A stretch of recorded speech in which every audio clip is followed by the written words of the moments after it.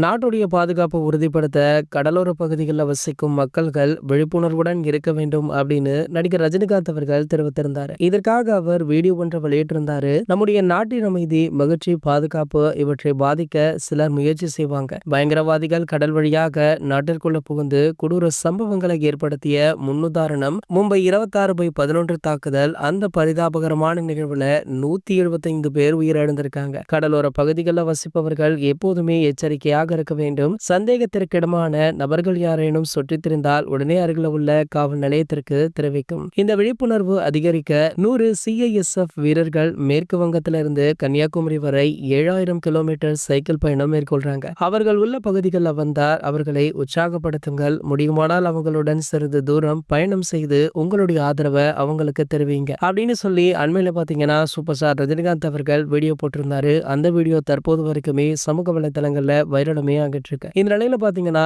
இவருடைய படம் பற்றிய முக்கிய அறிவிப்பு ஒன்றுமே வெளியாகி இருக்கு. அதாவது லோகேஷ் கனகராஜுடைய டைரக்ஷன்ல இவர் முதல் முறையாக நடித்துள்ள திரைப்படம் தான் கூலி. இந்த படத்துடைய 2வது பாடலுக்கான அறிவிப்பு அடுத்த வாரம் வெளியாக இருக்கு. இந்த பாடல் அடுத்த வார இறுதியில வெளியாகும் அப்படின்னுமே சொல்லப்படுது. சோ இந்த பாடலுக்காகவுமே ஒட்டுமொத்த ரசிகர்களுமே ஆவலுடன் காத்துட்டு இருந்தாங்க.